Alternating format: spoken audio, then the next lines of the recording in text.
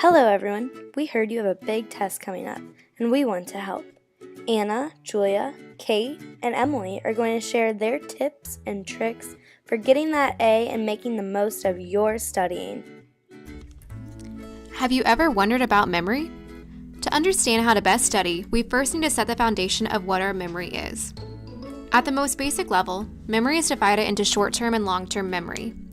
Information can only be held in short-term memory for about 20 seconds if you don't rehearse it, so you certainly couldn't count on your short-term memory to help you study for a test.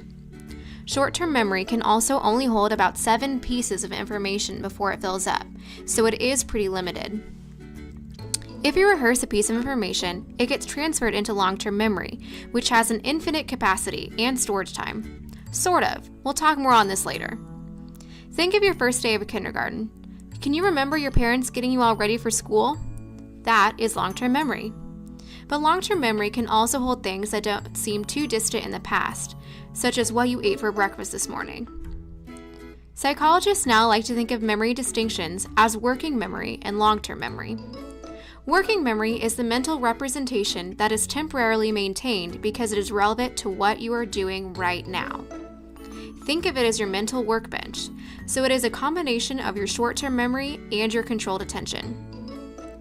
I talked earlier about long-term memory and how it has infinite storage time, but this is only under certain conditions. Now I have another question for you. Can you remember the questions on your 3rd grade reading test? Probably not, because you haven't rehearsed that information. Information that is not rehearsed is harder to retrieve and remember.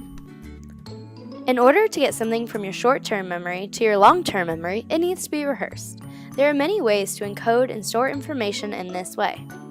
Maintenance rehearsal is the consistent repeating and recycling of information in our short-term memory by verbalizing it out loud over and over again. Elaborative rehearsal, on the other hand, refers to the linking of information in your short-term memory to things you already know. For example, you can organize things into categories, associate the terms with other known information, or even forming visual or auditory images with it. Both of these methods help move items in our short-term memory to our long-term memory. But remember, the deeper you process something, the better you will remember it. So when you are studying, think of creative ways or games to help you store all the information for the test. Try these methods out. The self-reference effect is the processing of information in relation to ourselves, because this provides more connection to our own long-term memory. The generation effect refers to the information that you already have come up with yourself rather than reading it or hearing it. So for example, if you are studying, instead of looking at a list of vocabulary words, try using flashcards where only the definition is showing and you have to recall the word yourself. Lastly, the enactment effect is engaging yourself in the task. This helps you remember something better than if you just witnessed it. So if your teacher ever needs a volunteer, don't be shy, step up and learn. Imagery is another factor that affects memory. Creating a mental picture of something greatly boosts your memory of it later on. For example, suppose you have to memorize words for a vocabulary test, and you just cannot remember the word ignite.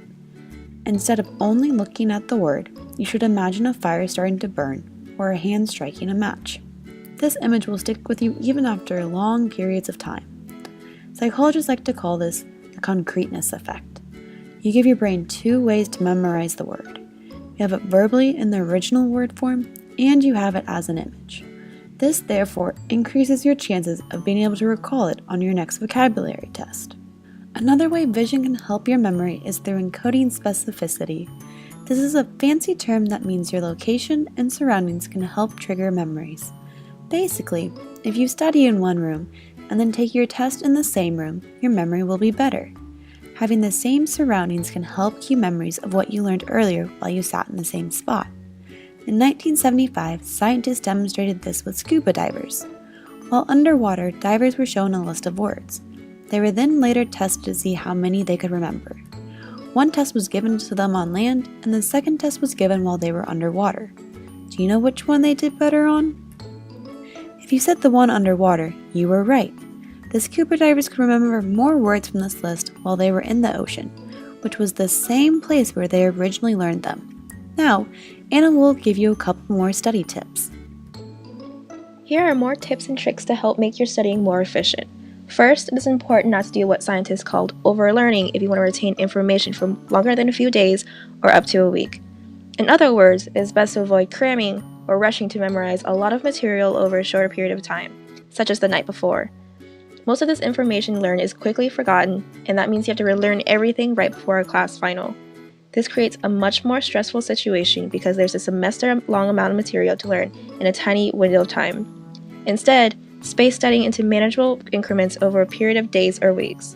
In short, try to study 1 hour for each of 3 days instead of studying for 3 hours in 1 day.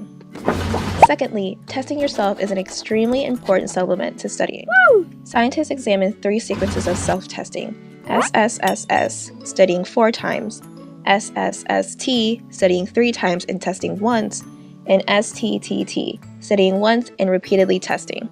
Surprisingly, it was found that studying once and repeatedly testing is the best method for long-term recall. Don't think of testing yourself as a way to measure what you already know, but instead think of it as a way to enhance your learning.